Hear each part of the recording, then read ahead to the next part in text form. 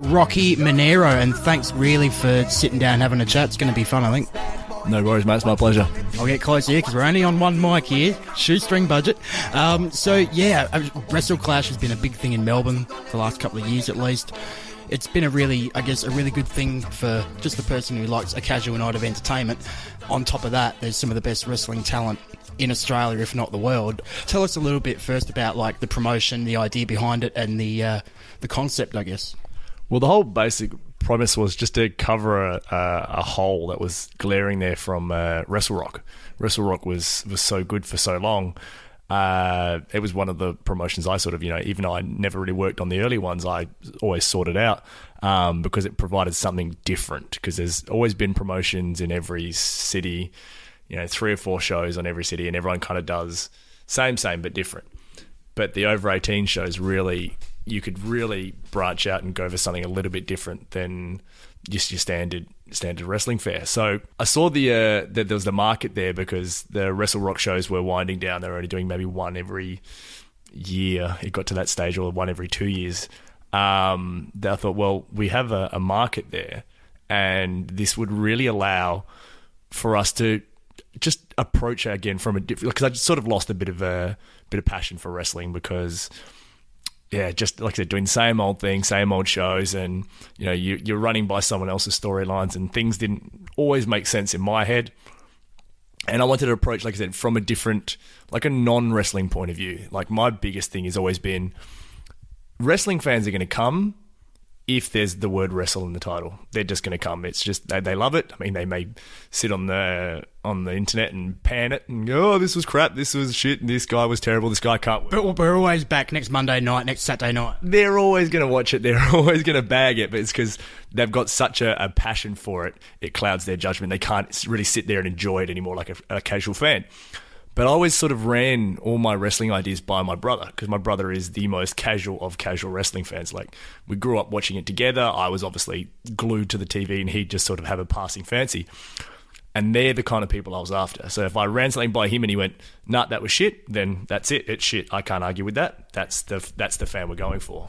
So we always try to go for that sort of market, because it's an untapped resource. Everyone is always like, well, how can we expand the market? How can we get bigger shows? How can we draw more people in? It's like, you've got to look to outside avenues, and you've got to appeal to people who, A, don't like wrestling, don't want to see it. Most of the people that have come to a Wrestle Clash show have either never been to a show or think wrestling shit. And you're going to, I mean, as much as I love it, you love it, most people listening to this love wrestling, they can't understand why people think it's shit. A lot of people think it's shit, and they just they just have this preconceived notion, and then they think wrestling shit, and then therefore local wrestling is going to be a lot worse. So we just try to approach it as a different thing.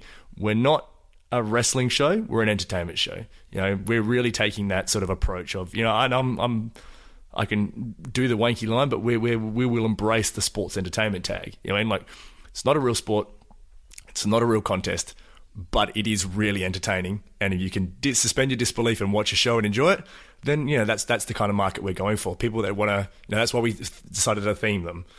So people can come in, they feel like they can interact, they can join in. It creates a better atmosphere in the crowd, creates a better atmosphere in the ring. I mean, half the guys that are doing their different gimmicks on our show are embracing the gimmicks outside, in their normal promotions anyway. So we just, like I said, just try to fill in a market that was there. And that's a cool thing as well for those casual fans that are coming along, that you've got a themed night, so people don't have to know who Rocky MENERO is, they don't have to know who Damien Slater is. But if it's USA versus Mexico, they can get in red, white and blue, or they can wear a sombrero and join the party and get in on it, Yeah, well, that's the thing. I mean, a lot of it started with the Mexican theme. Mexican was hot at the time. Like, there was Mexican restaurants popping up everywhere. Everywhere you looked, there's a burrito joint right around the corner. It's one of the best in Adelaide. It is, actually. I've been there before. Shout out to Ariba Grill. That's the one. I'm getting confused with Burp. They're all so good, but Ariba. If we get some sponsorship from Ariba, that'd be fantastic. No, that was the thing. Like, I mean, the problem is now with the Mexican thing, it has been very watered down. Every promotion seems to be doing their own version of a Mexican night. But I spent 4 months or 5 months in Germany and 4 months in Greece, and I mean, I was hosting parties in Greece, and that's where I sort of got the feel for, if you get people lick it up enough, you can get them to interact into anything. So that's why we went to go the different themes. That's where the German theme came along, purely because I own lederhosen and wanted to wrestle in it. We don't condone binge drinking, but it is fun. Yeah, it's not about the binge drinking. It's about drinking and having a good night. You know, and like no one's really been that drunk they've been carried out of a Clash show, but everyone, you know, has 2 or 3 pints, and you know, unless they got a different, like at the USA show, we had a separate bar for Mexican beer, we had a separate bar for American beer, you know, and like, so that's where everyone sort of pledged their allegiance. And, you know, we had Christmas theme, which is always simple. The Asian theme, the Hot for the Orient, was possibly our biggest, actually easily our best show that we've run so far. And for the photos, just tell an amazing story of what a night it was. It looks outrageous. It was one of those things where everything just works. Everything from the first match to the last, everyone was different. Every match told a story, and they told it well. We had a group of, I think it was 60 or 70 odd from corporate group CBRE in Melbourne. Never been to a wrestling show before. Just the boss had heard about it, sent Ron an email. Yep, we want a group corporate ticket. No worries. We organised them, gave them a little section there, and the guy sent us an email back the next day. That was the most fun we've ever had for a night out, for a works drinks thing, because we just provided basic entertainment, you know, like good, interactive, basic entertainment. I mean, at one stage, it was me and Slex and the Orient Express fighting through the crowd, and we walked through their little section where the corporate ones was, and I don't know about the other guys, but I know my butt was pinched several times. So it's just that sort of the atmosphere, you know, you can get away with anything with that sort of crowd, because they feel like they're part of the show, and we do try to make them part of the show. Now let's talk about, we'll talk a bit more about Wrestle Clash, about August 8th, and about the card as well, and some of the talent that's going to be on that show. We'll get to that later on. But let's talk about you and your career and your life in wrestling. So you started out actually in ring around 2001. You were trained by Cole Devani, was it? Yeah, 2001 was my first match. I remember it was in April. It's all I can remember, because I know it was just before my birthday. So my birthday's in May, and I was only 17. I had to get a permission slip. I always think that's funny. I had to get a permission slip to wrestle on the night. I don't think I'm not sure how well the wrestlers do with that these days, but yeah, I just remember Cole made my mum sign a permission slip to come. So that was when I sort of started the journey. I was the big fat kid that rolled into, as often is the case with us wrestlers, is the big fat kid that rolls into the. It's so hard to imagine that now, looking at you. I'm skinny now. But yeah, they just rolled in, and I'd always told all my friends that I was going to be a wrestler. And I'm not afraid to admit that the first day of training, I was the worst trainee ever. Like, I was that bad that Cole was actually willing to give me my money back. I was terrible. I was fat. I was out of shape. It was in the middle of one of our awesomely great South Australian summers. So it was like 35 degrees, and we're in the old Monster Factory, which was just a storage shed. Yeah, where was this? Because we always hear about the Monster Factory, like from the Basso Boys, from Damien Slater. We've heard from them talk about it. Where was this situated? It was on Nilex Avenue in Salisbury. I can't forget the name of the street because it was just weird, but I will never forget the name of the street. It was just down like one of those industrial back roads, and it was one of like the guy next to us, the shed next to us, the guy did like exhausts on cars and stuff like that. So it was just like one of those long lines of storage sheds. It was just one shed. It had concrete floors with 9 of those little blue mats on them. And there was one mat that was a little bit softer, and that one went in the middle because we did most of the bumps on that one. So that gave you a little bit of reprieve that was there. The 9 mats on the floor, there was, I think, there's about 4 or 5 different pieces of weight equipment, which had a lot of dust on them and looked like they'd been bought from a garage sale, and the ring. And that was it. There's one big fan in the corner, but I don't think that worked. And that was all. That was all we had. We had a little office area and a little toilet, and that was all it was. It was this tiny little shed, but you know, that's where sort of everyone's dreams came true, and that's where we all learned how to wrestle. Like, I was just after, this is one of our favourite stories, and anyone that's been to the Monster Factory and knows Cole will love this one, is just the fact that I rocked up the same day as some other guy. I don't know him, never met him before. I think he trained 3 or 4 times and haven't heard from him since. But we happened to rock up first day on the same day. So I've rocked up, I've stunk up the joint. I can't do a bump. I can't roll. I can't do anything. I'm just like my tryout. Luckily, they were like, "Oh, he loves it so much. We'll let him in. Why not?" But well, I think I think Cole did have a soft spot for me, even though, like I said, the best compliment I've ever received from Cole in my life was, yeah, that was not bad. But yeah, no, I was just useless at it, but I knew that I had to come back because I told my friends I had like headaches from taking the bumps, and this other kid had picked it up, moderately well for a trainee. And we came to the second training session. He rocked up, I rocked up. In the third, fourth session, because this is when we used to train Monday night, Wednesday night, Friday night with a rookie night. So that's the nights we came in, and I came in all 3 nights a week. And then by the Monday, the other kid hadn't rocked up. And Cole was just looking at me, and he's like, Where's your mate? I'm like, who are you talking about? And he's just like, where's your mate? I'm like, I don't know. You know your mate, the one that you came with. I'm like, the other guy that trained, he's like, yeah, where is he? Why isn't he here? I'm like, I don't know who that guy is. I just happened to rock up on the same day. Oh, yeah, well, you tell your mate he needs to come to training. I'm like, okay. Because you just get to the stage, there's no point arguing because you're going to be wrong regardless. This man's obviously set in his ways. No point arguing, yep. Very, very set in his ways, and everyone is your mate. That's it. And if someone's dubbed your mate, they're your mate. And whether you know them or not, they're your mate, and you can't get away from that, and you never will. So for years, it's always it's like an on-running joke with all the boys, especially the Monster Factory boys. If someone does something and someone's bad, that's your mate. And like, where is your mate? Not bad as well. Is that where that came from? I don't know. I think that's just one of those delirium food coma jokes that came between Brendan Sexton and Juicy there. So yeah, don't know where that one came from, but I've got a feeling it was just when they were overly tired. And so when you started, obviously, when you started wrestling, and you had that first match in, like you said, around April 2001, were you still physically, were you still overweight? Were you still out of shape? Or at that point, did you sort of, as soon as you got in the ring and you started hitting those weights, it became an addictive thing? Like, okay, well, the wrestlers I've seen on TV have big bodies, big muscles, and look the part, so damn it, I have to be that way as well. And is that when it sort of, that sort of was instilled in you?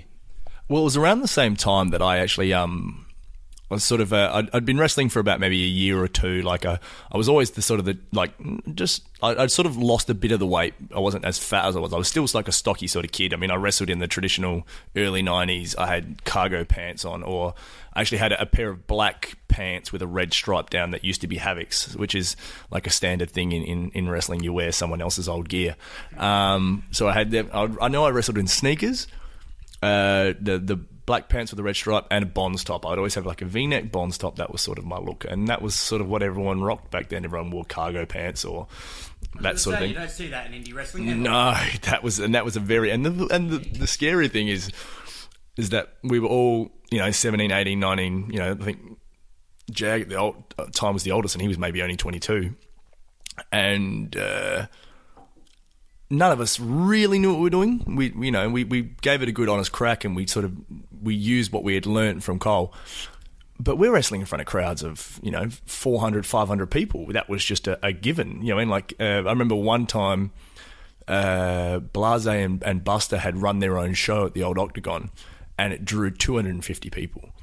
And we just remember rocking up going, this is terrible. This crowd is horrible. Whereas you get 250 these days, in a small venue, it seemed seen as a success. Whereas 250 people back in the old Octagon, that was maybe my probably about fifth, sixth match. It was just like, this is terrible. Where are all the people? I don't even know why I'm going out there. that was that post-Attitude Era sort of boom where there was, if there was a wrestling show in town, even I remember there was one that was booked at the old Clipsal Powerhouse down here, and I don't know if you remember that show. There was, let me see now, there was the DOA, there was I think Public Enemy were actually around. Nails on it. No, that was Wrestle Right. That was actually my second live show, because my first one was about 6 months prior, and that was the one with Jake the Snake and Jimmy Neidhart and whatnot. But Basso was on, one of the Basso boys was on talking about the Octagon and saying that those shows and those crowds were like something about the northern suburbs where the people just they ate it up. There was some of and like I said, I go back and watch some of those matches, and I mean they're not great. They don't really stand up. I do have some of the old ones on cassette tape, which is hard to sort of watch back. But yeah, some of those old crowds were just, because I mean, wrestling was cool back then. It was the in thing. Like, it was really popular and it had taken off. You know, there was Austin and Rock and you know, I mean, I was sort of just finished school at that stage, but even when I was at school, it was sort of cool. Like, everyone would watch it. Even if people didn't like it, they still watched it because it was such a pop culture phenomenon at the time that, you know, and like you said, you're running a wrestling show, everyone rocked up. It was sort of the place to be, especially out in the northern suburbs. It was always just seemed to be that was, and the Octagon was the home of it, and it was a great venue. Like, one of my favourite matches ever was the show they had. It was the first time I'd seen the Flaming Tables match. They'd done one before with Steve O'Neill and Havoc. I saw on tape, but I wasn't there for that one. But the one between Chopper Coleman and Havoc, and there was about 750, 800 people there, and it was just one of the loudest, craziest shows I've ever been a part of. I mean, I wrestled Luke Hazard in the first half of the show, and yeah, we had a great match. I was really proud of that match for years. Just because of the sheer volume of the people. Like, I always went through that stage when I was younger, as most young wrestlers do, of being that piece of shit heel. And half the reason why I chose the name Rocky is because it's so easy to chant. Either you're going to get the Rocky chant when people love you, or you're going to get the Rocky sucks. And I was getting the Rocky sucks from everyone. And it was just a great atmosphere and a great night. And I remember coming out because we were lumberjacks for the main event. And the reactions when Chop went through that table and fly, and he rolled over onto his stomach and the flames were sticking up on his back because he had a T-shirt on and everything was just still burning. It was just like, it was crazy at the time. It was just like, you know, I was 18, 19 years old, and it was just unbelievable to be part of something like that. And, you know, we kind of all took it for granted. There was a lot more of that, I guess, that risk-taking back then, and even going back 3, 4, 5 years ago with a lot more hardcore matches around, a lot more of the stuff like the Flaming Tables. You know, people were just, they wanted to get people's attention, but then also there's the other way that some people can look at it where they go, oh, gee, that's a bit too much. What's your stance these days on, like, the hardcore wrestling? Do you think, like, obviously, I think it has its place, but used sparingly, and that's why one of the things down at RC Dub, where, you know, there might be a hardcore match once every 4, 5, 6 months, and when it happens, it really means something because the people haven't seen it for so long. It's like, wow, here we go. What's your take on it?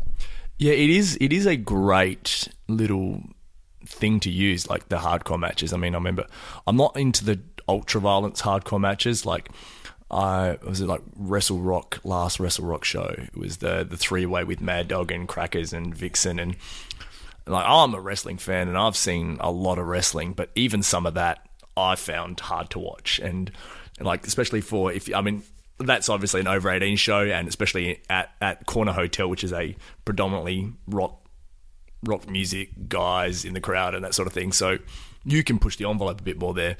But as far as a sort of standard show, anywhere you've got children, I wouldn't recommend any time you're busting out thumbtacks or any of that sort of stuff, because it's just not a great image to purvey. And personally, I never really got into it because, I'll be honest, I'm a bit of a wuss when it comes to pain tolerance. I don't really want to be landing on thumbtacks. But it comes back to that whole thing with wrestling of let's not hurt each other, but make it look like we are. That's the whole point, you know. Exactly. So if I can get the same reaction doing the standard spot I always do as a heel, where I get knocked down and crawl away through the ropes and someone grabs my tights and my ass hangs out. Big shout out to Rick Rude for that one. If I can get the same reaction doing that.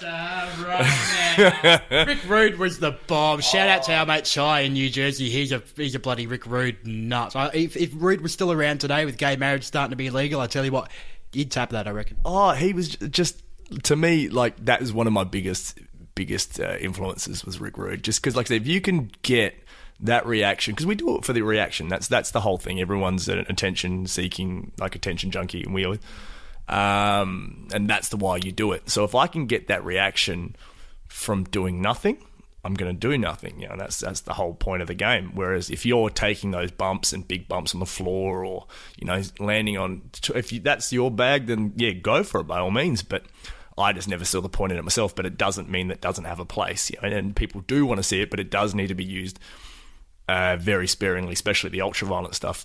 But yeah, it was used and then overused a lot, especially in the WWE as well with the hardcore title. I mean, they turned that into a bit of a joke after a while, and that was fun.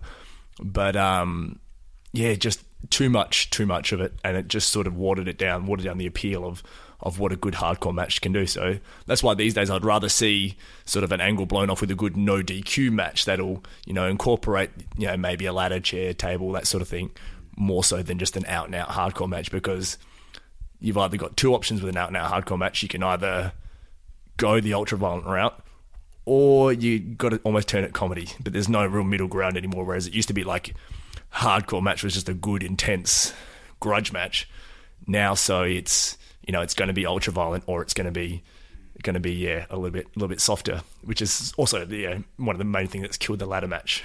So. Well, I mean, like one match that comes to mind, and I know we have a shitload of listeners in Adelaide, so a few will probably remember this match from a couple of years ago when you wrestled Mimic in Riot City, and that was a ladder match to sort of blow off the big feud there. And I mean, that I know for a fact that you guys had very little time to plan anything beforehand. You guys knew the finish, and I think a lot of it was you guys were just sort of talking out there. And what you guys delivered on that night was the emotion in that room was ridiculous for that match. And that's one thing I noticed as well watching that one, is that you picked your spots. You did some crazy stuff, and you did a lot of the hardcore stuff, but everything sort of was done in the right spot, and it felt really watching it for you guys to come back and like, even I think Chris said, like, that was just on out. We were just feeling it out there.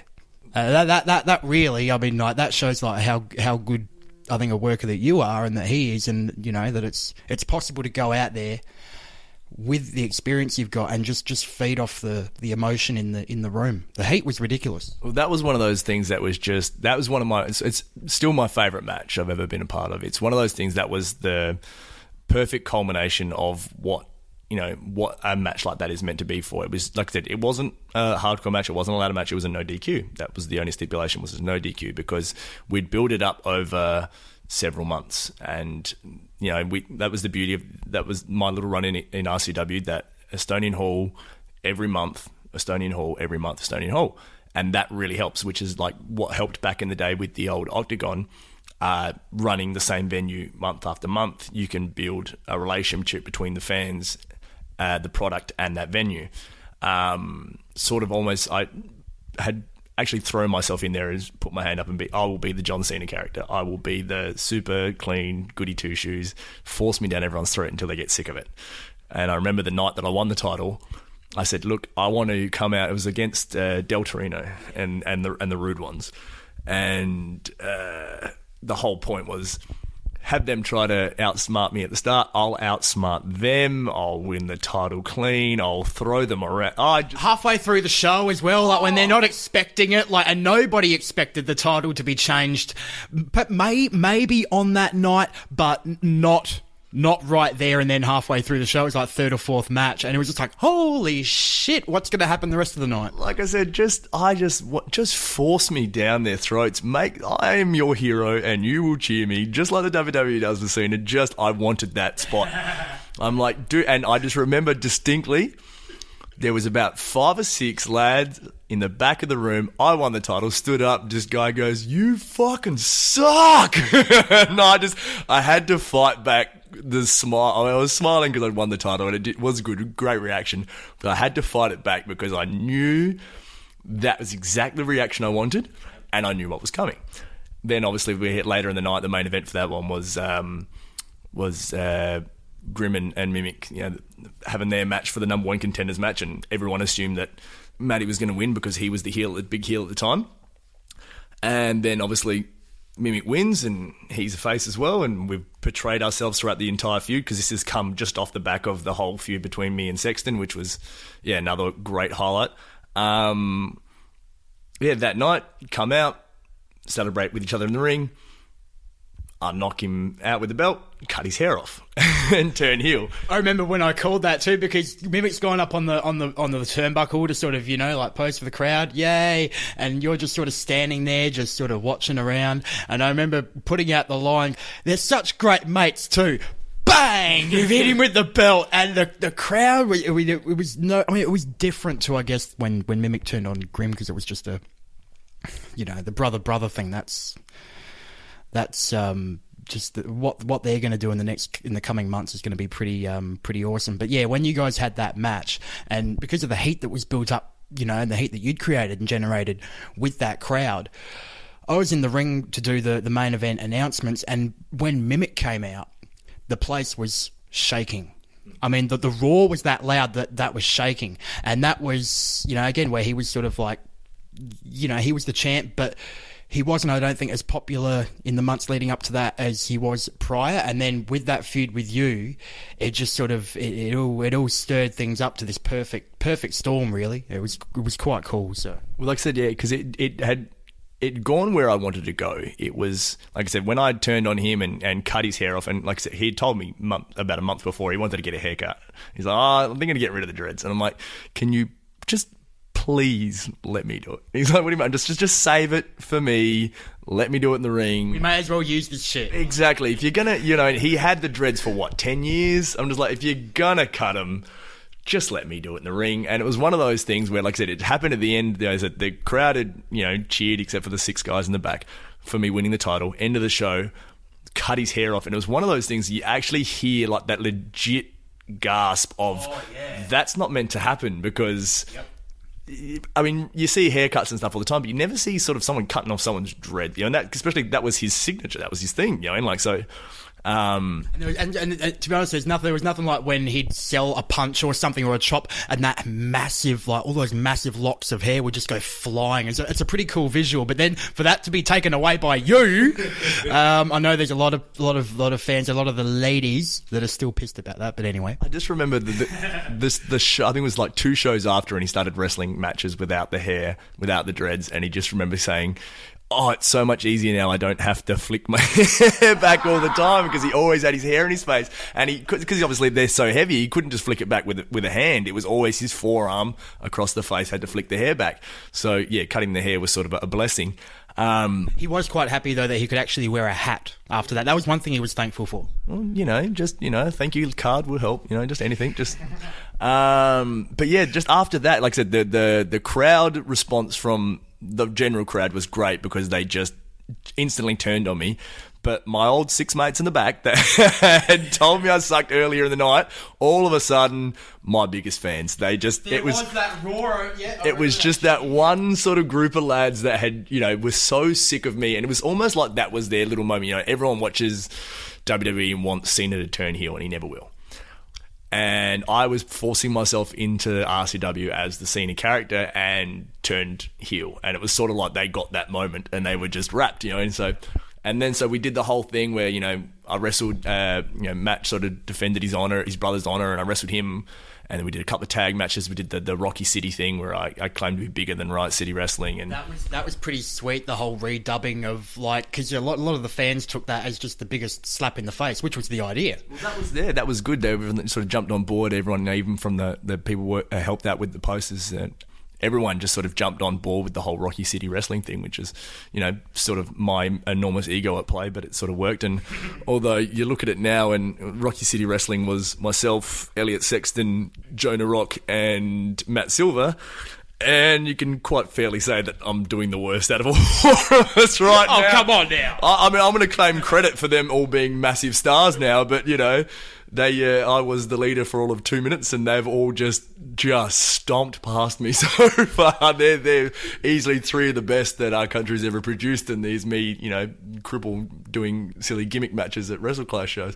You're a fantastic mentor. We can say that then. Yeah, I'll claim whatever I need. Thank you, cards boys. That'll help. It was a great group of lads. Perfect time. Like I said, the promotion was working really well. Everything was building. And then it came to that last match with me and Mimic, where I was going to drop the title, and had that extra feeling because that was when I sort of had my, quote unquote retirement, because I was dealing with the neck injury at that time. And how is the back and the neck and everything as well? And I know you had an ankle injury a while back as well. There was that. Yeah, I've sort of I can go through the laundry list in a while.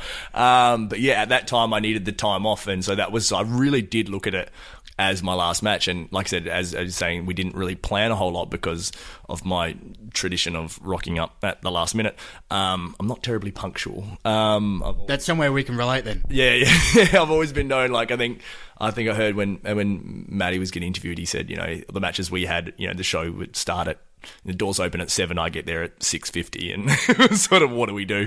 I'm just, you're not punctual, but there's certain guys that you just have a connection with, and you can work without talking. You can work, you know, if you haven't worked together for months, and I have it I'm lucky I have it with a few guys, because it's just that your styles mesh, you know, and like, I'm not the guy that needs to do a whole lot to get over. I've always found that less is more for me. I can do 1 or 2 moves, and I think I've only ever had like 1 or 2 moves in my whole career, but I can tie in what everyone else can do. I'm very much a proponent of match comes first, you come second. So I will do whatever it needs to do. I will fall over, I will fly. I would do less to make the other guy look better if that's what's called for. But that's one thing that I like about your style and a lot of the matches that I've seen you wrestle, is that it's a lot of it is like harkens back to an older WWF sort of style, where it's more about telling the story and, you know, the heel getting over the babyface. And a lot of the stuff I've seen you do as a heel, I mean, like you're saying with Mimic, like you do that really well. But that's one thing I like about your matches, is that they're easier for fans to follow, whilst they still get an amazing sort of reaction, you know, and the characters do, and I love that. Well, I said that does stem from the fact that I grew up a WWF kid. You know, that was, I make my own bones about it. I watched all the, you know, the Super Tape 92 and all those sort of, all those ones you get from the video store, and I still to this day smile every time. I every now and then randomly YouTube the clip for Coliseum Home Video. You know, remember the old ad intro for Coliseum Home Video? This is a Coliseum Home Video exclusive.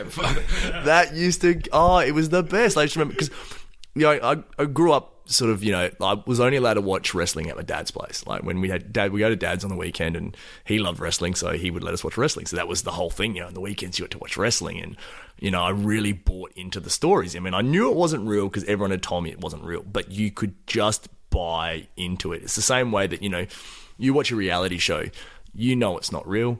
You know, these people, you know, as much as there is a little bit of reality to it, they are pretty much being told what to do. You watch a TV show, they're following a script. You watch any sort of entertainment, it is following some sort of script, and there is some sort of story being told. You know, it's either good guy versus bad guy, or, you know, 2 guys competing for the same spot. But every story, everything follows the same arc. Every story, every movie you go to, like, and that's the problem.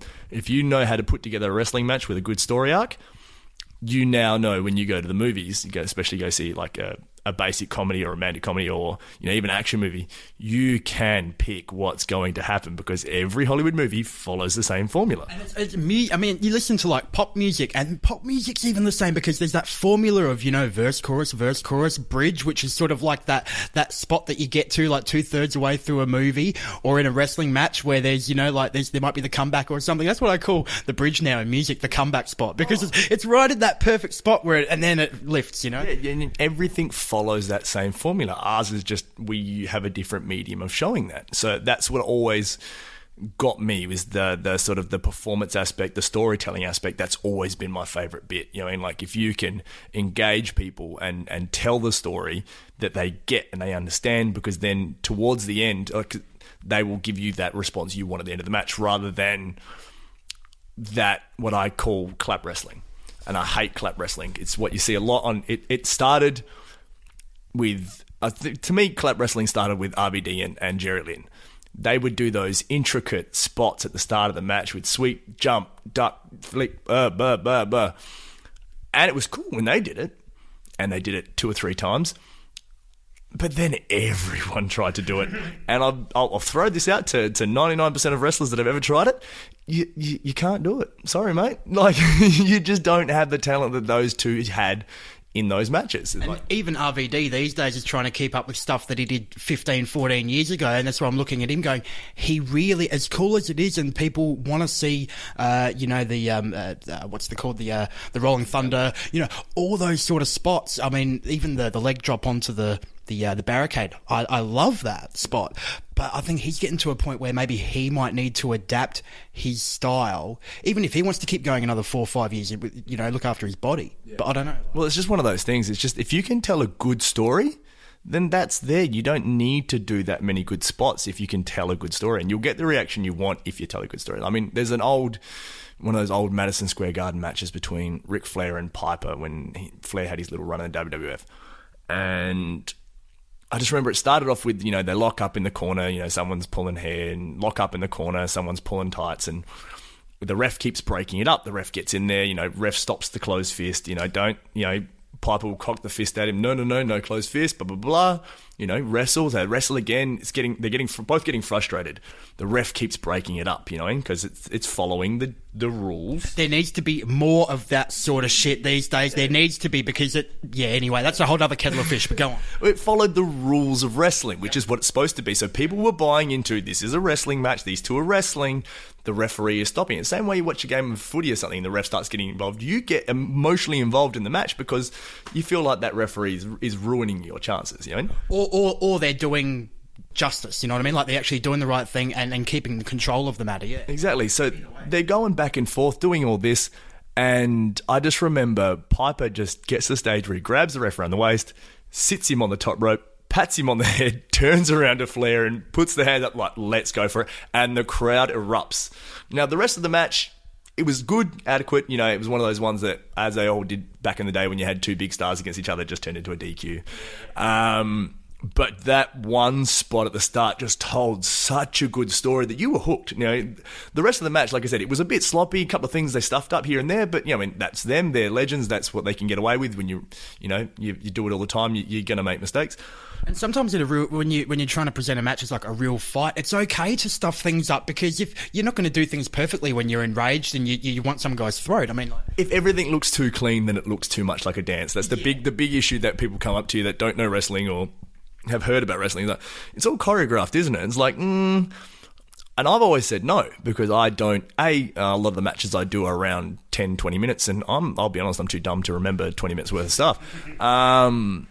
But if you can make it look as, like it's, if it's going to look a little bit clumsy, that's sort of because in a real fight or a real, any sporting event, it's going to look a little bit clumsy from time to time. As long as when you hit your high spots, that's got to look sharp, but your interchanges and stuff can be clumsy, because that's what will give it a modicum of reality. I mean, you want the high spots to be clean more so you don't hurt your bloody self. Exactly. Yeah, that's always a main thing too. But you've just got to, you really do have to sort of just slow it down and tell a good story. Tell it like it's a real. If you want to present your product as a real contest, and this is wrestling, and this is to be respected, and this is if you want it to be presented that way, then you need to have an official that'll stick by the rules. You can't have it both ways. You can't say this is a real sport and we want it to be protected and we want to do this, we want to do that, and then get away with stupid stuff in the ring, and you need to have your official, your referee is just as important as the two wrestlers, and you need to tell the stories of this is a real fight. So if you're throwing 10, 20 punches at each other, it's kind of killing the realness of your sport and your fight, And on the flip side, if you're really hitting each other and not working your forearms or your punches and really socking each other in the face, then you're the idiot. You're not a wrestler. You're not professional. You're just an idiot. Especially if you punch someone in the nose and it starts bleeding. Although that's just funny when it happens to Elliot Sexton. I had to throw that little in joke in there. That's the one thing that sort of it does miss from wrestling. Like I said, the storytelling aspect is the most important. And like I said, if you can tell a story and get people involved and people that have come to a show, maybe their very first show, if they can follow the story of the match and follow the story of the night, then you're more likely to get them onto the next show. And rather than hoping that they've seen whatever you've put on YouTube, they've seen, you want them to. You always want to go into every show hoping that no one knows who you are and acting accordingly. Don't go in there hoping anyone has some sort of background knowledge of who you are or what you're doing, because you will get lazy and you won't tell that story. Now, that also means you don't need mic spots. Mic spots can be used, but just in small areas. But just get back to just every match tell a story. You know, if you've got big guy, little guy, that's the easiest story in the world to tell. You know, and you've got, you know, bad guy, good guy, that's an easy story to tell. Good guy, very hard to tell sometimes. But, you know, every match should really tell a story, and that's what I've always loved, always enjoyed. Whether the match quality as far as the moves or the work rate were good is negligible if I felt a good story was being told. No, I'm totally with you there. And we talked about RCW, but also those early shows with like JP promotions back in the day, I think. What about also Snake Pit? You've had a heavy involvement with them throughout the years in Adelaide, Wrestle Rampage. Even in Melbourne, you got your MCW, been over to Perth a couple of times as well. What's it been like with wrestling in other promotions around the country? And also, what are some of the changes I think that you think you've seen from back then when you started, 13 odd years ago it is now, to today, with just wrestling in Australia in general? The best thing that's improved has been physiques. Guys, like I said, when we first started, you know, like I was fat, Jag was skinny. I've seen a few of those photos lately. It's hard to even imagine that Jag was like this tiny little guy. Yeah, Slater was a stick insect. It was just, you know, but that was the thing, you know, and like you pulled on your PVC pants and you went at it. That was sort of what happened. But yeah, now you see guys that have got a real dedication to training. I mean, you don't have to be a big meathead or a musclehead or anything, but you do need to be in shape. If you're going to be smaller and leaner, you've got to tell a story accordingly to your body shape. That's where, like I said, the guys getting in shape is a great thing. The guys using their size and shape is still one thing that needs to be worked on all over the country. I mean, the one thing that I've been really proud of, not that I helped with it, but just one thing that sort of turned the corner with Grim. He really sells that he's a giant now. I know a lot of days, like when I first came in, he was happy to be, you know, picked up, suplex thrown around. It's like, this really shouldn't be happening to you because you're a lot bigger than everyone else. But now he sort of really does preserve his sort of giant status. Same with Elliot Sexton. He's a massive human being. He's only getting bigger, and he will sell the fact that he's a giant person. And that's one thing that's really improved. Whereas, you know, no matter what the size were, everyone back in the day wanted to just do whatever move to anyone. Everyone was essentially the same size, and you know, you picked up and slammed whoever you wanted. Whereas now guys will sell their size and sell the body's differences a lot better. So that's one of the major improvements, is that guys A, are in better shape, and B, will use their body accordingly. As far as negatives, it's just the crowds, but that also does stem from numbers wise. It is recently, in the last year or so, it has sort of picked up again, which is good. You know, it's hitting a bit of a renaissance, but it does stem from the split. You know, back when I started, there was PWSA, and that was it. That was the only game in town. You'd always heard about kids doing backyard stuff, and there's still a few out there. There's still a few out there, and I won't name any names, but you're listening to the show, I know it. Yeah, there's always going to be, and there always was. I mean, without trashing them too much, I mean, the Basso started in a backyard, you know, and that's where, you know, back when we started, you know, everyone and their dog now claims to have trained at the Monster Factory, whereas I remember who was there, and I remember who wasn't there, and I remember, you know, who actually put in the proper training. And if you don't have the beige certificate, then you weren't trained at the Monster Factory. And I have mine. All the boys in Perth have theirs, you know, and you went through your 36 lessons, you got that certificate. If you don't have that certificate, to me, sorry, you can't claim you were trained by the Monster Factory. But there's always going to be that, you know, people taking everything into their own hands and training themselves and creating different brands, because that's the problem with wrestling. It's subjective. There's no real way, you know. If you're good at footy, you're good at footy, because you'll get picked up by good teams. You'll play A grade, you'll play SANFL, you'll play AFL. That's how you know who's good and who's not. There's no division like that in wrestling, especially not in Australian wrestling. There's, you know, you can obviously try to get on the better shows, quote unquote better shows, but there's really not that one overseer that goes, you're shit, you're not. And it it almost needs that from time to time, because every other sport has that sort of grading system where, you know, if you're not good at this, then you can play down here, and if you're good at this, you can play up here. And one of my complaints at the moment with, you know, there's always that thing of, you know, you've got your promotions that, you know, put their product out there and try and present it in the best way, the most professional way possible, like a Wrestle Clash, like an RC Dub, like a Wrestle Rampage, like an EPW Perth, and there's a few others out there as well that do great stuff. Warzone, for instance, there's a lot. But when you've got these little companies that are sort of starting up and training people and people that are maybe not ready to go out there because of fear of they might get hurt, they're not properly trained, or they could present themselves better to a paying audience. And that's my big thing, that people are going out there paying to go and see a show. You know, if it's the last $20 in their pocket, they want a bloody good weekend. You know, they want a good night out on the weekend. I guess my complaint with that sort of thing with and backyard wrestling and whatnot these days is that there are good places to go out there and get properly trained, and I think if you've got a little bit of money, there's no excuse not to go out there and get that proper training so you don't hurt yourself or your mates. I guess that's where I come from on it, you know, is that back in the day there was maybe only one wrestling trainer in Adelaide, you know, one place to go and train, or in Perth or in Melbourne, but now there's so many good trainers out there, and that's maybe I think why I'm still down on those sort of folks, but I don't know. Like I said, there's a lot more schools and a lot more opportunities to learn these days than there used to be. I mean, for years I always saw the South Australian boys, or the boys from the South Australian influence, were the best ones in the country. That was just, I mean, just call it, you know, one-eyed South Australian arrogance, but that's just what I thought. You know, and like, you know, the top guys in the country were Jag, Havoc, Real Deal Steve O'Neill, you know, and like, we trained the original six. Everyone knows the story of the original six guys coming over from Perth, training with us, taking that back over, the training that we had learnt from Cole. And Cole did teach a lot of us.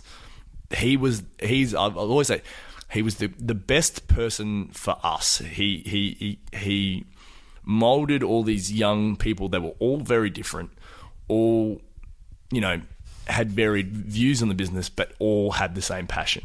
And if you didn't show Cole your passion and your desire and drive, you weren't rewarded. You know, and like, it wasn't like today where, if, you know, you've got to worry about someone's feelings being hurt. You know, and like, if you were shit, he would tell you you're shit. If you were too scared to try a move at training unless you knew you could pull it off. You know, and like, if you were going to give someone, I don't know, say, if you were going to try a moonsault, there was none of this, oh, let's drag the mat into the ring and try the moonsault. It was, no, you will pull it off now perfectly, or you won't do it on the show. Learn to work, kid. Learn to work, kid. That was, there we go.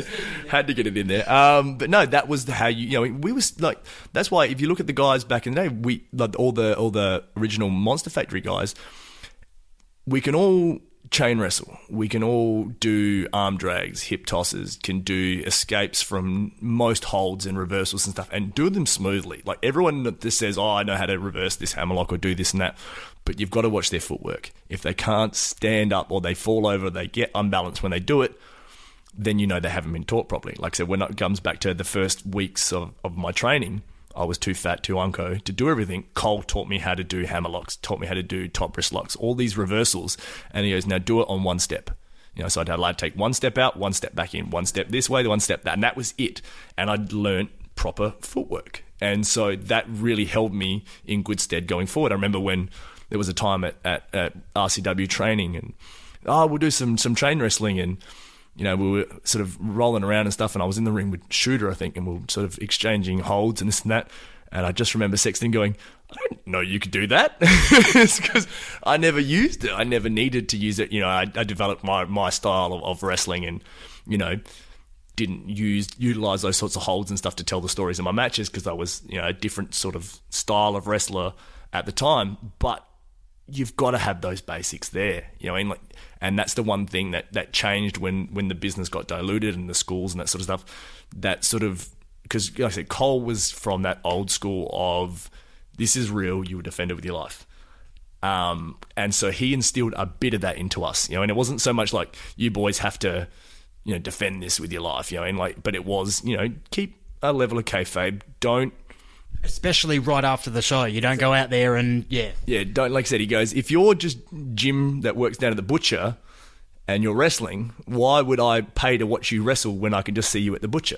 You know, and like that was exactly, that was his theory, and that's that you do have to keep that bit of magic, that you've got to portray yourself as being something special, and you are doing something that the average person can't do. But if you portray yourself as the average person, well, then why would I pay money to see you? You know, and like so.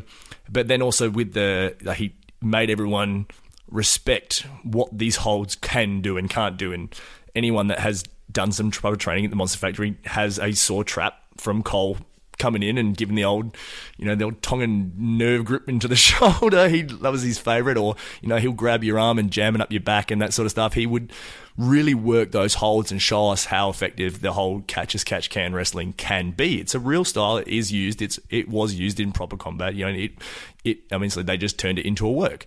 But a lot of those holds work. A lot of the throws work.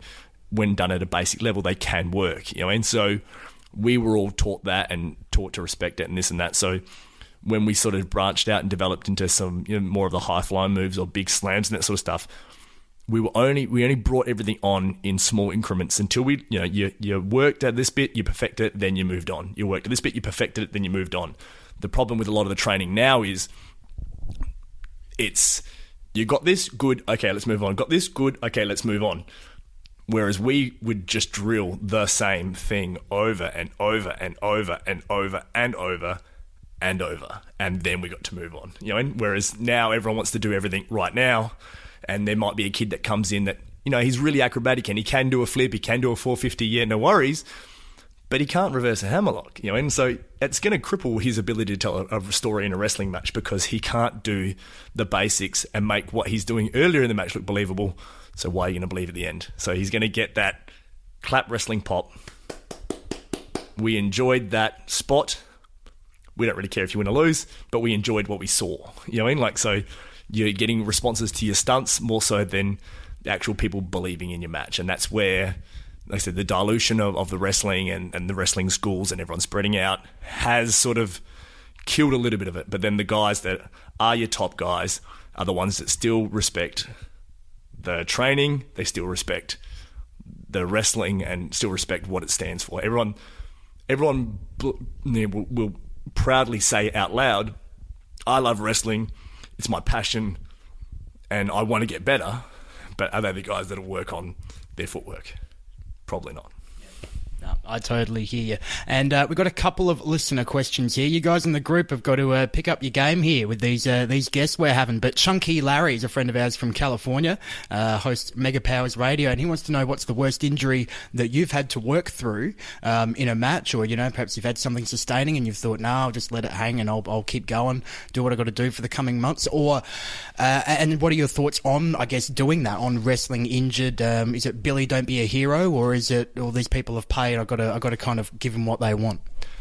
There's a bit of a catch-22 with that one, because you do, there is no point in being the hero because, let's be honest, you're not doing it for the money.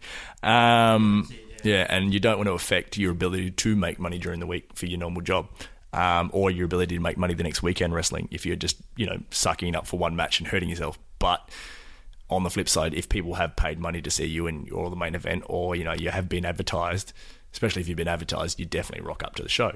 Whether you have a reduced role or whatever, you honour your commitments. As far as the worst injuries I've had, the neck problem was really bad for a while. That was, I think, just years of wear and tear and poor posture. Just started to get into the stage where I was getting, because I have an abnormally long neck. It's not really designed for wrestling. And so years of just taking bumps on it, it just started getting to the stage where I was getting headaches all the time, and I'd be at parties and I'd have to sit down because it just really started to dawn on me, like, why am I doing this? Because, like I said, you're not doing it for the money, and at the time you're having a bit of a struggle with the guys that you are working with, and I like telling stories and I like telling them a certain way, and if it's not going to sort of, without being a baby, but if it's not going to work the way that I want it to work, then I just don't want to do it, because it's just like, well, I'd established that, and I think, after the years I've been doing this, I have established that I do know what I'm talking about, and I can promote a storyline, or, I can do an angle and I can do it and it makes sense and it works, and it has proven to to positively affect a company. Well, it's not being big-headed, because I mean, I've seen it firsthand. So that was my thing. Like, if it's not going to sort of, it's not sort of my way or the highway, but it's just like, well, I kind of want things to go this way, and if they're not, well, it's not really worth the pain. So that's why I sort of took the time off with my neck. But at the moment, the worst thing, the worst injury is the one I'm kind of going through at the moment, where I decided at the ripe age of 30 to make a return to footy, which I don't know why, because I was never very good at footy, but just decided that I loved the game and I wanted to play. First game in, someone landed on my ankle and had a hairline fracture under the bone of my ankle. Tiniest little thing, tiniest little fracture, but it required me to be in a moon boot for 6 weeks, this and that. But now I'm stemming from complications from that. There's nerve impingement and stuff, and I get a lot of shooting pains up and down my right leg from that, just from basic nerve impingement. And sort of that's one of the reasons why I'm sort of doing a lot of tag matches these days, is because it does cover the fact that I do have a bad leg. And yeah, the worst was sort of trying to carry it through the All-American Clash. Luckily we had a 6-man tag match, but I had friends in the crowd and were just like, you were in the ring for like 2 seconds, you got hit with a chair. I'm like, yeah, that was because I'm injured. I couldn't really do a whole lot in the match. It was sort of like, make the appearance, but get hit and leave. So like I can still make an appearance and still do a few things here and there, and every now and then I can do a good match. But yeah, for the most part, the injury does sort of affect me, but it is slowly getting better, and hopefully, within the next couple of months it'll be good to go. Yeah, I mean, I've got a bad back, and that's just from a year and a half of training and doing things that my body just wasn't designed to do and never had. So I mean, how people like yourself and others, go out there and still do it, even if it's once a month. I mean, it's just really incredible. Kyle Wallenberger. G'day, Kyle, in Adelaide. One of Adelaide's biggest wrestling fans, I'd say. He wants to know if you're ever going to have a rubber match with Grimm, because he's looking at the numbers at the moment, and it's 2-2. I'd love to have a rubber match with Grimm. Is it Grimm or Mimic? Grimm, yeah. We won't say no to another Rocky or Mimic match, though. But either way, I like that he thinks that it's 2-2, but I'm pretty sure that Grimm's got the wood on me, actually. There was a one at Wrestle Rampage last year that was a DQ, and I'll tell you what, it was funny because that match was, it was like Grimm Rocky. Oh my God, here we go! And then after about 4 minutes, like, you just whacked him over the head with a trash can lid, DQ right there. And as pissed off as I was that, oh God, that was so short. About 10 minutes later, I sat there thinking, oh, this would make a great feud. This would make a great series, but nothing seemed to eventuate from it. See, that's another one of my stubborn... This is just me being stubborn and going, right, I'm working on someone else's show. Now, the original premise of that show was supposed to be me versus Robbie Hart. Okay. That was the match that had been built to. That was the match that was supposed to be at Thebe. Now, for whatever reason, that match was changed. Robbie teamed with somebody else, and our little angle that we'd built for, even though there was only maybe 4 shows that year built leading into Thebe, that was the match that was dropped, and then it was just sort of, all right, we'll put you in there with Grimm. Yeah. Not a problem. I will wrestle Grimm every night of my life for the rest of my life if that was what it caused, because he's fantastic and we have great chemistry, and I can't say enough good things about him when it comes to wrestling. Outside of wrestling, we'll leave that alone. But as far as wrestling goes, fantastic bloke, yeah. G'day, Grimm. I don't get along with many people outside of wrestling, from wrestling. I've got my little group of friends, and that's what I need. But yeah, like I said, everyone's sort of mates at wrestling, and outside of wrestling, you're civil, but that's about all you need to be. But that was a chaos of, like, once again, like, I feel like I know how to run a show, and I feel like I know how a show should run. And that show wasn't running the way A, I thought it should be, and B, it wasn't. It was just running too long. My big issue with wrestling shows is they run too long. Shorten it down. It's the reason why Wrestle Clash is an hour and 40 minutes, 2 to 2 hours tops. I think we may have cracked 2 hours once, but because we just don't ever want people to go. You want people to go, oh, is that it? When can we see more? So it was that issue of, okay, there is like 7 matches on this card, including a Rumble, and I know the first 3 matches have gone long. And originally it was, when we got there, you 2 have got 15 minutes. No worries. Oh, we're going to do this now, so you guys have got 10 minutes, or 12 minutes. Yep, no worries. Oh, can you guys do 10? Okay. maybe 8 would be. You know what? You want to keep cutting my time? I'll give you 6. I'll give you a 6 that makes everyone in the crowd think, I want to see more of that. And that's exactly what I thought sitting there. That's exactly what I was thinking. I want people to sit there and think, you know what? That should have gone longer. Out of all the matches, that's the one that should have gone longer. And I've been told by several people that's what the response was. And I wanted it to have that finish of, I didn't want a clean finish. I didn't want that. I wanted it to be that one of those old school WWF matches that ends in a shitty DQ and everyone kind of goes home going, I wish that had been settled. I wish that was the match that I wanted to see a resolution to. And that's good storytelling. That's how we do it. So I thought, you know what? And then Maddie, I just thought at the next Rampage show, then naturally it's going to be you and Maddie. I thought, here we go. No, that was my last Rampage show. That was sort of Maddie's one and done Rampage show. So it was like, you know what? I'm like, Maddie's an RCW guy. I've always been a floater.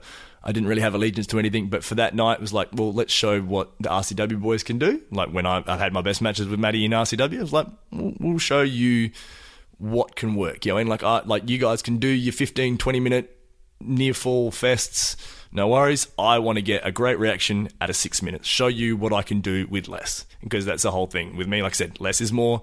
Show them what you can do with less, and that's what me and Maddie did. And I think that was, like I said, a short match. It was a good match. It told a good story. I was proud of it, and it did what it was supposed to do. No, that's very good. We do need more Rocky v Grimm matches, though. Totally. I think that's up to my my podcasting co-host to actually do that these days. So, Toddy, if you're listening to this one, get your get your act in order, mate. So let's talk about Wrestle Clash. So I know you've got to head off. You've got the Australian Wrestling All Stars show tonight, and you've got to get down to Mawson's there. So let's talk about Wrestle Clash. It's happening August 8th. It's a Friday night at the Published Art House, 11 Cannon Street in Adelaide. And there's going to be some rad matches here. We've got Rafael Sanchez versus Vinny DeLuca. Now, this is one thing I love about Wrestle Clash, is that you see wrestlers taking on characters and personas that you wouldn't even imagine. And then when the video promo came out the other day for Vinny DeLuca, I was just like, here we go. This is going to be rocking. This is why, like, the smile on your face and the smile on the wrestlers' faces when I tell them what we want from their gimmick is what, because every backstage, every wrestling show, or in every car driving to a wrestling show, or every, after hours, after show, whether it be, you're getting ABs in North Adelaide or you're going to Villies, after every show, there's that sit around, we should do this, or you should do that, or, and I just thought with Wrestle Clash, you know what, fuck it. Let's go there. Let's do the stuff that we find funny and bring it out there, because what we find funny is funny in a general way. Everyone's too busy trying to stick to the conventions of wrestling. And that's why, like, people like DX, like, that's why they were so successful, because they just, they were acting like dickheads backstage and around each other. So they thought, well, let's just do this on camera. If we're having fun with it and the people around us are digging it and having a laugh, then maybe millions of people out there wouldn't. It worked. And well, that's my thing too with Austin. Like, take away the WrestleMania matches. What's your favourite Austin match? That's a long pause. Most people have a response. If you ask them to, what's your favourite match of this one? There might be, I like that one. The redneck triathlon with Eric Bischoff. That's not a match, see? But it was still a contest as far as I'm concerned, and it was entertaining, wasn't it? That's what I'm saying. Everyone has an Austin moment. Mine was the Zamboni. I loved the Zamboni gimmick. That was the greatest thing ever. When he ran across the Zamboni, jumped over the security guards and tackled him. To me, that was the best Austin moment. It's my favourite. I still pop every time I see it. Everyone loves the moments. So I just thought, let's scrap the guys trying to have 5-star classics. And, even the first Wrestle Clash, it always makes me laugh. The first sort of 18s Wrestle Clash we ran, it was Sexton and Slex. And they are two of the best. Like I said, Slex is one of my best mates. I don't need to kiss his ass anymore. And Sexton is amazing at what he does too. They are two of the best, and they are two great wrestlers. They started wrestling, like, as in quotations, wrestling. Crowd started chanting boring. 360 people chanting boring at them because they didn't want to see wrestling. They did a little spot where they went to shake hands. Sexton spits in his hand. Ooh, it was on from there, and you had to tell that story in front of that crowd. So what's the best way to tell a I story? think it was either Rowan or it may have even been Slex that was telling that same story where they just didn't want a bar of it. No, they just didn't want. They don't want to. People don't want to see wrestling so much these days, you know. And the highest period of wrestling was Hulkamania and the Attitude Era. You can argue there wasn't a lot of wrestling going on there, you know, and like there was a lot. Distinctly remember in the Attitude Era, there were a lot of walks through the crowd. You remember they used to do every main event would end up with the two guys, usually a lot in the Rocks matches, they would fight through the crowd, just walk through the crowd, punching and kicking each other through the crowd, because it's such a great live thing to do. Like it gets a great reaction live. So the wrestling can be inconsequential. Now it does need to be there and it does need to be solid. But so far, like with the Clash shows, the wrestling isn't as important as the stories. Therefore, if you want people to buy into your story, they've got to buy into your character. Now, if everyone's coming out there wearing black trunks and boots or kick pads or whatever, and everyone looks the same, sorry, but not many people are really going to get into that or really care. But if you can turn it into an entertaining gimmick, then people know right off the bat, from the second you walk through the curtain, that guy's the good guy, that guy's the bad guy, or I'm on that guy, even if he's the bad guy, that I like the way he looks, I'm on him, and I like the way he looks, I'm on him, you know, and you'll get that reaction because people are there to get involved. And if you give them a reason to get involved with the different characters, then that's how they'll respond. I mean, just Damien Slater, as an example, is one of the best sort of not the best invention of Wrestle Clash. He's always been fantastic. But the best thing that ever happened to him, for me personally, as a face, like he's always been a great heel, but as a face, we all sort of lose it. You do lose a bit of your edge when you're a face, because you've got to sort of play that wishy-washy baby face. It just, no matter how cool you are, you always do sort of dumb it down. And that's how I always mark a good wrestler: is anyone can play a good heel. If you can show me you can be a good, credible face, that's when you're at your best and you're a good worker. But the problem is, your best work is usually as a heel, not as a face. It is harder to try to match your heel work. Well, that's it. No one remembers a damn thing that I do now or 2-3 years ago, but they remember those with heart from last year. You know, everyone goes, "Oh, JD," you know. Like I was like, well, actually, to be honest, I actually prefer what I'm doing now, and I think I'm better doing that out of the spotlight. You know, just doing that housekeeping sort of stuff. But it is thankless work being a good guy, or being that sort of plain role, playing the straight man. Everyone always remembers the funny guy, and no one remembers the straight man. But the straight man is a very important role to play. But the best thing that's happened to him is this whole the best around gimmick, which started as a joke as, "Do you want to be the Karate Kid?" And he's like, "Yeah," and he's the Karate Kid. And we still got to get Tony Storm and Damien Slater as a mixed tag team. It's got to happen somewhere. Well, there we go. You know, there's been several challenges thrown his way. He will probably accept anything. He is the best around. Nothing's going to ever keep him down. But that's just like an example of how he's even started carrying that forward onto other shows, you know, because that was one gimmick that, you know, it was a little bit silly. Okay, no worries. Run with it, but it's gotten such a good response, and it's so easy to follow that story. I mean, even if he doesn't sort of do all the karate stuff, if he just comes out wearing the headband and comes out to the music, everyone kind of goes, I know that. That's a good thing, you know. And so the whole thing with the Rafael Sanchez and Vinny DeLuca was... Oh, yeah, that's right. 5 minutes later, we're back there. Yeah, I go off on a lot of tangents. Anyone that's been listening is just going to go, he just goes off on tangents. I'm worse than Ross Noble. Ross Noble. Yeah, he's the worst for tangents. But it's just two guys that everyone said, I'm pretty sure everyone knows who they are, but I won't out them as who they are. But it gives them an opportunity to do something different. You know what I mean? Like to really sort of, to do what they love, which is wrestling, but to do it with a bit of ham, you know, and really sort of, and I know that Rafael Sanchez is really into his character. He's really going to enjoy playing that one. And I haven't really spoken to Vinny DeLuca yet, but he does seem, and from his promo alone, because I work in a cafe, I've worked in a lot of cafes in my time, I've got a lot of mates that are Italian, obviously big fans of Andrew Dice Clay. So when they watched that video and just saw him with my mates all day, all I've been hearing is, over here, they can't wait to come to the show. Just doing dice rhymes, like Little Miss Muffet. It's going to be, if he doesn't get like a group communal, from the chant, from the crowd, I'm going to be very disappointed, because I think that character has some legs and he can really, really go places with it. And you just see Someone who does wrestle and does wrestle quite well and has a good following, but I think he's really going to hit his stride. You know, and it's always been there,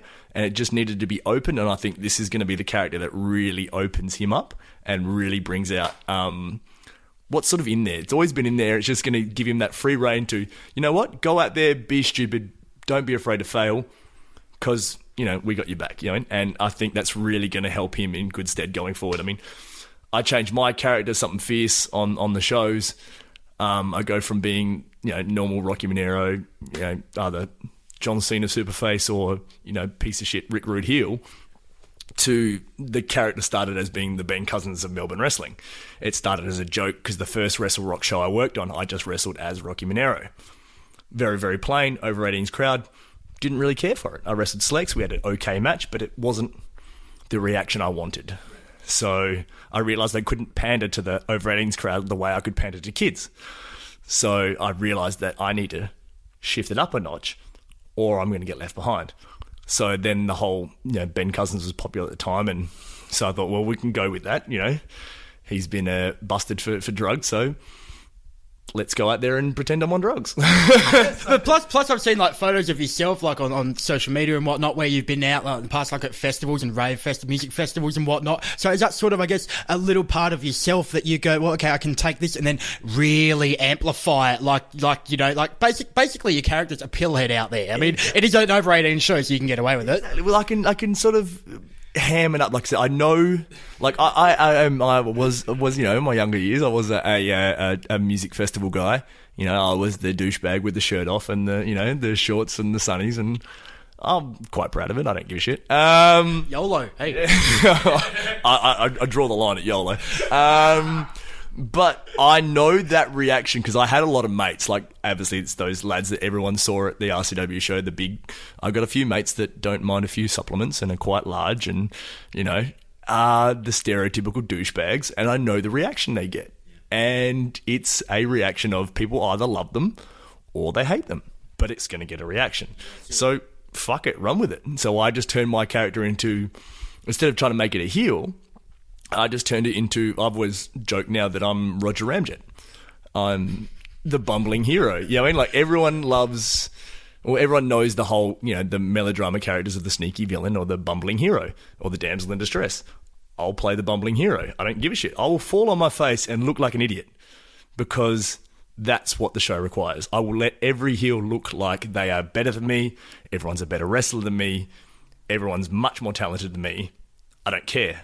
Because when I have my proton energy pill, like Roger Ramjet, or in my case, bury my face in a pile of Whiz Fizz, I'm kicking your ass. You know what I mean? Like, that's when I have my time to shine. That's what I base the character on, is those old cartoons, you know, and that's what you need to have. You need to have things that are relatable. People can, like Popeye with his spinach. Exactly. Someone that has never seen a wrestling show can still identify with the story we're telling. You know, and this guy's an idiot. He's dumb. He doesn't know what he's doing. Oh, no, there's music playing, and now he's got a face full of powder, and he's invincible. You know, and like it's very easy to respond to. So yeah, that's what we do, and a lot of that came from the tag team we run now in Wrestle Clash with me and Slex, is the fact that we're best mates and we love being in the ring together and we love hanging out together and talking shit. And, you know, we came up with a lot of these characters sort of together, and we just thought, fuck it, we'll just do what we do out there, like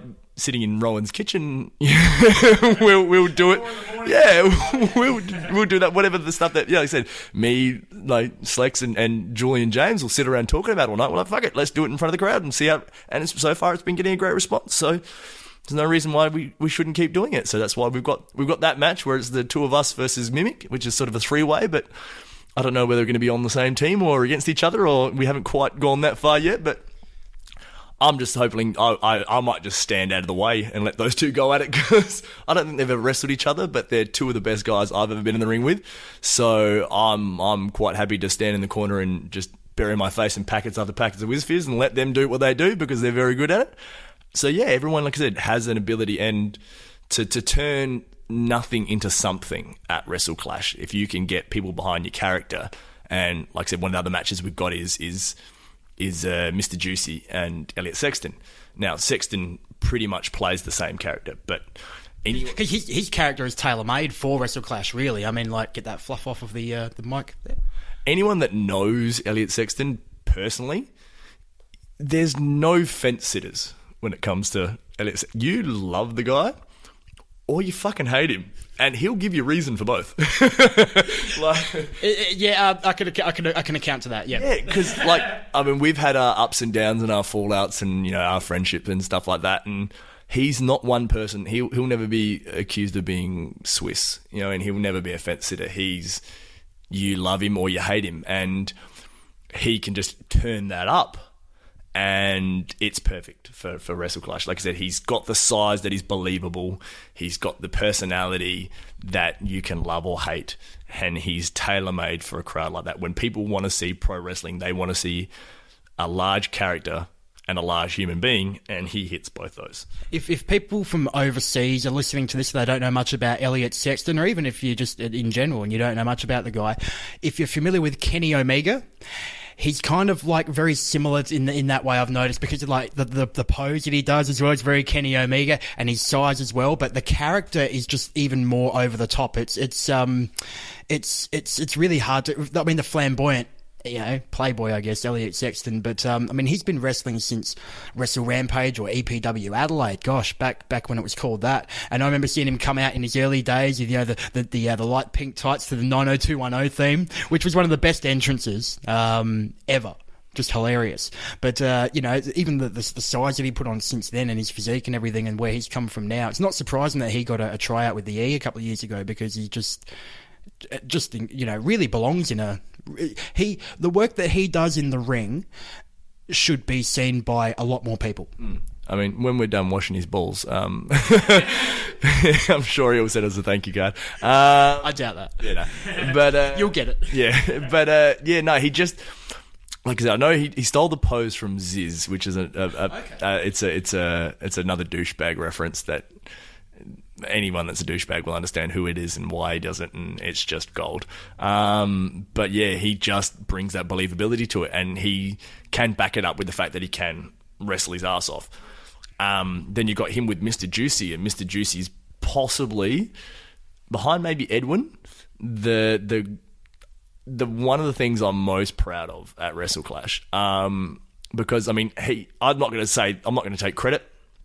And I don't think Wrestle Clash can take credit for what he's done, but he's really come into his own through these shows. Like, he's really become, like I said, I've said it on another podcast, he just has it now. Because his big issue was always the confidence thing. He didn't have confidence in his ability because he always wanted to be a wrestler. You know what I mean? Like, that's the way he was, I think, trained in Melbourne, the old PWA days. Everyone wanted to be that I'm the Triple H tough guy, that sort of character, and where I'm the better wrestler and I'm the tough guy and you will treat me as such. I don't think he ever wanted to be seen as the sort of comedy, but whereas now he's been able to translate that to where he's not the comedy, but he's the guy that you want to see, and like he is funny, but you don't look at him as, here comes the comedy match, and it's not silly, it's funny, like you enjoy what he's doing because you enjoy it, you genuinely enjoy it. So you're not just like sitting there going, that was a good laugh. You're like, that was a great show. Anyone else in it doing the role, trying to do the same things that he does, could not pull it off. It's him. Yeah, it is. He has that it factor. He has that ability to draw you in and make you love him. And like he just has that look about him that like, and every like I said, every show needs that sort of, like I said, needs the difference in the bodies, and you can't just have a whole bunch of, like that was the big knock on the WWE, and usually is the fact that everyone looks that cookie cutter bodybuilder shape.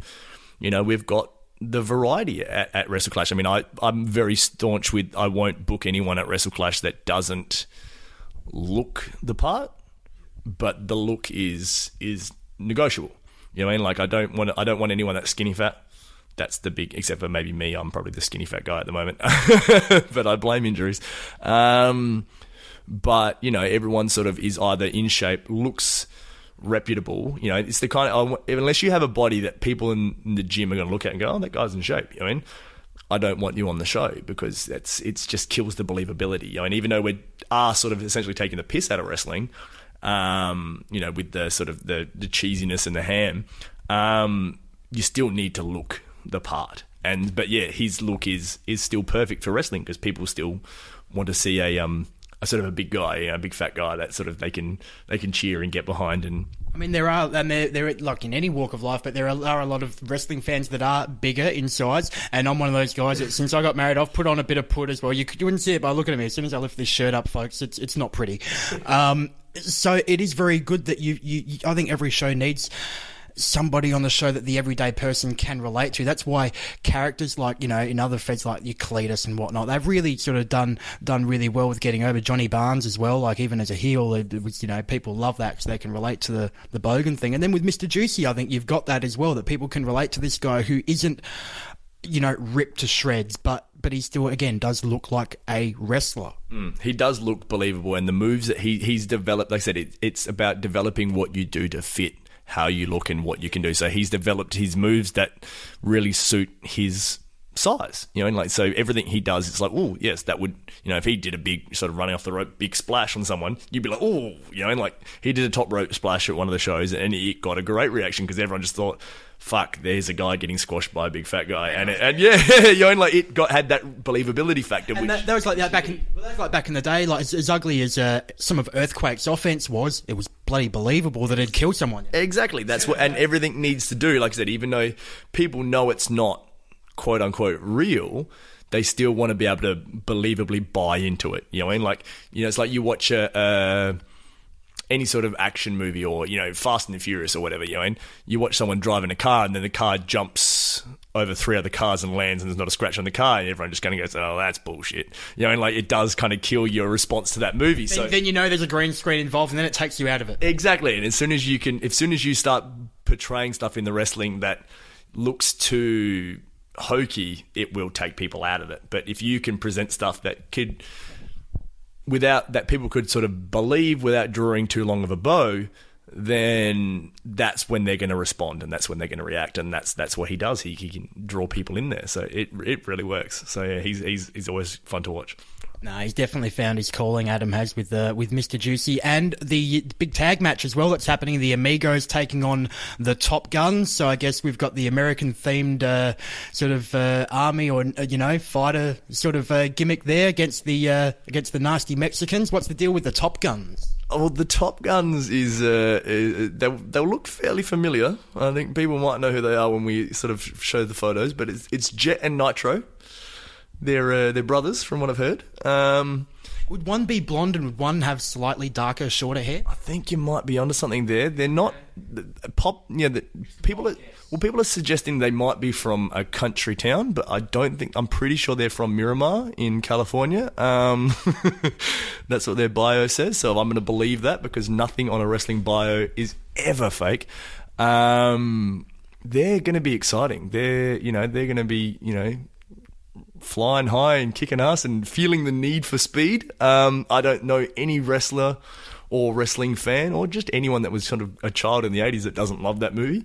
So the NES game leaves a bit to be desired, but the movie I love. Exactly. So I've suggested everyone's like, oh, what's the main event for the show? And I tell them, oh, we've got the Amigos, which is the Mexican gangster guys versus the Top Guns. Everyone's like, what's Top Guns? I'm like, we got 2 guys in flight suits pretending to be guys from Top Gun. And hello, ladies. That has been getting a great reaction from all and sundry. Like I said, yeah, the ladies might going to come have a look. I know some fellas that wouldn't mind coming to have a look. I can think of a couple. Yeah, it's one of those characters that it's gonna be a shit ton of fun. Like it's gonna be one of those sort of matches that people are gonna, and obviously Jet and Nitro are 2 outstanding wrestlers as it is. That they're going to be, they always. I've never seen them disappoint me with a tag match. And I love tag team wrestling because that's, to me, is the easiest story to tell. So I've always loved tag team wrestling, and so this is and these guys are really good at it. So it gives them an opportunity to show off what they can do, and then the Amigos have just been a sort of a staple of Wrestle Clash. It's sort of that's our top gimmick. It's always worked. It's a very easy sort of character to play. Everyone's sort of had a crack at it. They're from the other side of the tracks. They're So it's kind of like It's kind of like Adam Rose's Bunny, where everyone gets to go in the suit at some point. Yeah, it's everyone's sort of It's one of those things where it's we've sort of brought it in out of not need, but it was just one of those things where if we need someone to pull double duty, you're an amigo. Always handy to have a mask gimmick backstage. Yeah? We've most of us have had a crack at the suit. There's been one standout as the worst amigo of all time. I won't name and shame them, but I'm pretty sure they've been on the podcast. That narrows it down to about 30 people or 40 people. Yeah, but they've been on recently. Yeah, so and they know who they are, and your accent just killed it, brother. I admit I've been an amigo. My amigo fare wasn't the best either. I was probably second worst of all time, but yeah, everyone sort of had a crack at it, and the two guys we've got in the suit, as it would be for this show, are really going to do it proud. I think we've got two absolute winners for the Amigos for the show. So this match is going to be like epic. It's going to be a lot of fun. It's going to be really entertaining, and it's just going to be a great night. Like, I've been wanting to bring this show home to Adelaide for a while. It's one of those things. It's just, it shouldn't be politics in wrestling because there's not enough money involved in it, but there's always been a roadblock when it comes to running a show here. And so that's sort of why I had to team up with Rowan, and the two of us sort of had been bouncing an idea back and forth with each other about what we're going to do for Wrestle Clash, and, about that market that was left open by Wrestle Rock. And so we decided to come up with Wrestle Clash. So, and it's just going to be good to finally bring it to Adelaide, because it's something I'm really proud of. It's probably one of the highlights of my career is doing, even though, like I said, my match quality has dropped off a cliff. As far as my actual matches, they're not my best, but as far as actually having fun on shows and having the guys come backstage and going, that's the most fun I've had wrestling, that's what really gets me going. And to the fact that you can bring people that have never been to a wrestling show, like I said, when we get corporate groups or, the one thing that the guys will notice about Wrestle Clash straight away is the volume of women. It usually, like I said, your wrestling show is about 70% guys, 20% kids, and there's maybe a few girls there. And if there's one or two hot girls, you're asking all the boys backstage, whose friend is that? Like, it's never no hot girl has ever decided just to rock up to a wrestling show. But with the Wrestle Clash shows, because we do approach it as an entertainment night out, not so much wrestling, they're not afraid to come and check it out and have a look. And I've got a few friends coming, and a few other people that I know from around the traps that are bringing their friends and girlfriends, and these people have never seen wrestling before. So it's our chance to sort of really put a good foot forward on what this art form can do. So if you want to see some great wrestling, and if you want to pick up, by the sounds of things, maybe head to Wrestle Clash Friday, August 8th. It's at the Published Art House, 11 Cannon Street in Adelaide. Rocky, let's get the Wrestle Clash plugs out of the way now, where people can get tickets, where they can follow Wrestle Clash on social media, which I believe on Twitter at least is at Wrestle Clash, hashtag Wrestle Clash. But let us know about the rest of that. Yeah, the Instagram is same as the Twitter. It's all at WrestleClash. If you look up the hashtag WrestleClash on Facebook or Twitter or Instagram, you'll see all the posts come up. And I must say, on Twitter, there's lots of... I always check the hashtag WrestleClash before and after an event, and there's always heaps of interaction on there from people that have gotten onto it, and thus, I guess, lets other people know about it. It's been really cool, I think. The one thing that sort of helps is the fact that we do sort of have the venue that we run in Melbourne, £1,000 Bend, and also the venue in Adelaide. They're sort of a bit alternative, grungy sort of things. And I just remember with the first Wrestle Clash show, we were promoting it. There was the best thing about the venue in Melbourne is you actually have to enter through the back of the venue, because the front half of the venue is actually a cafe/bar. So the back house is the big open warehouse bit, and they have to enter through this cobblestone alleyway, and it's all very sort of undergroundy feel. And I just remember the first few the hashtags that you would like.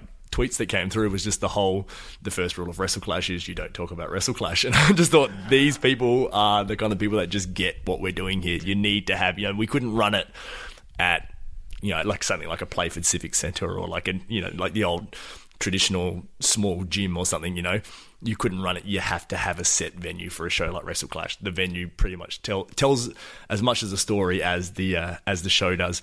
So people get that tone set as soon as they before they even walk in the door. Exactly. So if you're lining up, it's it's that sort of underground niche market, cool club sort of feel we're trying to go for, and you've got to sort of finding the place is almost as much fun as actually getting in. And so it's one of those things. That's the market we're going for. It works. And and how much are the tickets? Tickets are $20 at the moment. By the time this goes to air, they may have gone up to $25. The pre-book sale is $20. So if you can hear this early, get out there straight away and get straight on them, because they do go up to $25. This show should be out. We're going to try and get this one out early so folks know what's going on with Wrestle Clash and they can get word of it. So we're looking to get this one out this coming, Monday. It should be that people are hearing this now. So. Well, wrestleclash.com.au has all the info. There is a link there for the Adelaide shows. Just got to make sure you click the right event, because there's obviously Wrestle Clash Adelaide, Wrestle Clash Melbourne. So yeah, on Facebook, it's just search in Wrestle Clash. You'll find the site there, and it has the event link, which is on there, which has been sent out. So it's the USA versus Mexico. It will say in brackets Adelaide or Melbourne, depending on which show they are. This one will say, obviously, USA versus Mexico in brackets Adelaide. You can click the link there, which will then send you through to get the tickets. But yeah, you do want to get in early, because this is, I can guarantee, because that's the one problem with the venue we're running, is the fact that they have a capped area, a number of people that are allowed in the venue during to liquor licensing agreements. Which, are we allowed to state the number now? I won't throw it out there now, but it's a good crowd, but it is going to be capped and it is going to sell out. I can guarantee that. So it's one of those things where that's the one other issue with running events in South Australia as compared to Victoria. The licensing rules just kill you here. They're very strict on what you can and can't do and how many people you can have and blah, blah, blah, blah. Whereas in Melbourne, they just tend to want events to be run and put on, and people just go. They don't really care so much for the regulations, which does work. Keep the money coming. Yeah, there's a lot more happening in Melbourne, which does make it a lot easier to run events there rather than in Adelaide. But yeah, this show will be obviously will be professional, will be well run, will be sold out. So it's one of the things: get in early, get in quick, bring your crew. This is one thing that you won't be. If you're a wrestling fan, you might be don't admit it to too many people. Or you might be embarrassed to say, I'm going to a wrestling show this weekend. Or, this is one show that you can quite happily bring your friends to and go, this is what I love. This is why I love it. Come and enjoy it. It's one of those shows. Awesome. And as well as, I know there's Wrestle Clash DVDs about as well, and they'd be available on the website, I'm guessing, as well? Yeah, the DVDs are all available in the merchandise section on the website. There's also... Oh, I'm going to get killed for not remembering this. There is a streaming one. You can actually stream them online now. I don't know the site. Is it a Vimeo page? Your guess is as good as mine. I'll find it. I'll put the link on our Facebook page for you, folks. I'm going to get flogged for not remembering that. But yeah, that's how tech savvy I am. I have a phone and I can barely work that. Yeah, there is a video streaming site now.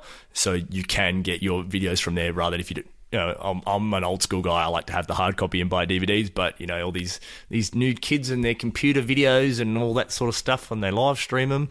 Hey, back in my day, we didn't have video. We'd get stoned and watch the radio.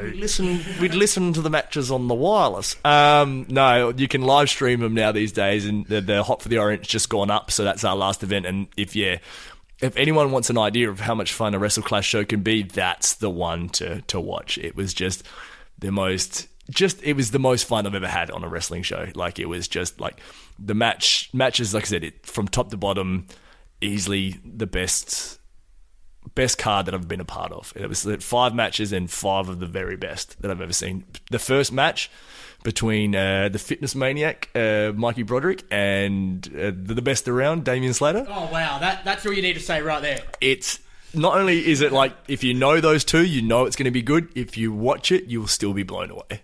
And it annoys me that Damien Slater now has the 2 greatest matches in the history of Wrestle Clash. And I don't know, I'm going to stop booking him or something.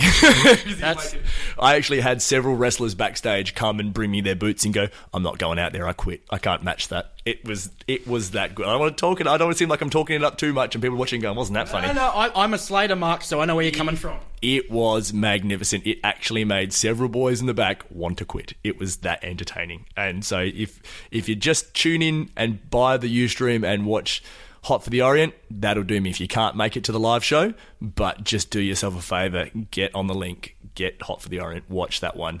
And if you enjoyed that, definitely get yourself down to Published Art House and you'll have a good time. And I guarantee, I'm almost happy to throw out a money back guarantee. You won't be disappointed. I'm that confident in the product. Awesome, and I've been letting the folks know, and all of you guys listening to the show for the last year now about Wrestle Clash. We had Rowan on, we had Slex on, we've had a lot of people on talking about it, and now as somebody who's heard about it, seen it, now I'm finally going to get a chance myself to enjoy it in person, as well as the rest of Adelaide's wrestling fans. So yeah, guys, get onto it. I'll be there. Rocky, you're going to be there, and all of these great wrestlers that are going to be in action. Before I let you go, I want to get your own plugs out of the way. Where can people find you, follow you? If there's Rocky Menero merchandise, where can they grab that? All that sort of jazz. Where can people get a hold of you, man? Everything's just at Rocky Menero. At Rocky Menero on Twitter. If you're a huge fan of people talking about the NFL or the AFL, I'm a great follow on Twitter for that. If you don't really like sport, then probably don't follow me on Twitter. I'll be honest, I don't talk about wrestling that much, unless it's late on a Saturday night and I'm decided to stay in and watch wrestling, and then I tend to live tweet what I'm watching. Other than that, yeah, there's not a whole lot of wrestling related stuff on the Twitter. Instagram at Rocky Menero.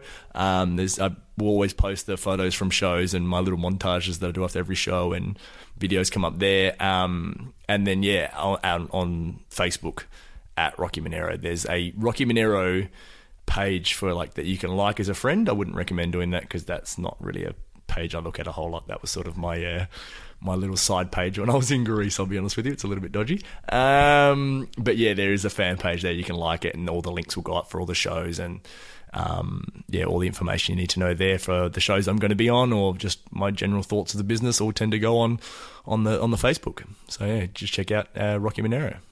Awesome. Well, thank you very much for sitting down with me and having this chat. And you're about to head off to Australian Wrestling All-Stars now, so I've got to let you go do that. But finally, I just want to say to you, as somebody who is putting on Wrestle Clash and, involved with Australian Wrestling All-Stars as well, and all this sort of stuff, bringing some of the best wrestling talent together from different companies in one show and, really supporting Australian wrestling as a whole. Big thank you from everyone, on behalf of everyone, for that, because it's something that's been missing for a long time, I think, is, everybody coming together and just saying, you know what, screw the fact that we're from this company, screw the fact that you're from over there, forget egos, let's do this, let's get it out there. And I think it's about time we all do that. Oh, it's my pleasure, mate. It's my pleasure to be on the show. With that, it's just, like I said, I've never had a home base, I've never had a home promotion since probably the old MPW days. That was when everyone was under the one roof, then everything splintered, and I've always just been sort of an independent guy. I've done my stints at Snake Pit, done my stints at RCW, even did my stint at High Risk Pro Wrestling, which, at the time it was good. I got to wrestle Raven and got paid well for it. I can't complain. While we're there, what was Raven like to work with while we're there? Really nice, actually. It's bizarre. I've met him twice now. He came down for obviously the high risk days, and then the infamous MCW Wrestle Clash, which was back when it was the Super Show idea. And the general consensus backstage is Raven's a cock. He's such a jerk. No one likes him. But he's always been very nice to me. He's always been very complimentary. Like he loved the gimmick at the Wrestle Clash, and then back when I worked him, probably going on maybe 7 years now. He was always very, very friendly, gave me plenty of advice, was always really, really nice, took the time to sit down with me and explain things that what I could do, what I couldn't do, what I should do, what I shouldn't do. It was really helpful with me. So, like I said, a lot of people don't like him, a lot of people didn't get along with him, but in the 2 times I met him, he always treated me well. So, yeah, I've got nothing but good words to say about Raven. Thought I may as well ask you while we're at it. So it does divide a lot of people. A lot of people, like I said, have had a bad experience with him and don't like him, and I can understand that. But I've always been of the theory you treat the people the way they treat you, not how they treat other people. So he was always really nice to me. So yeah, I can't complain.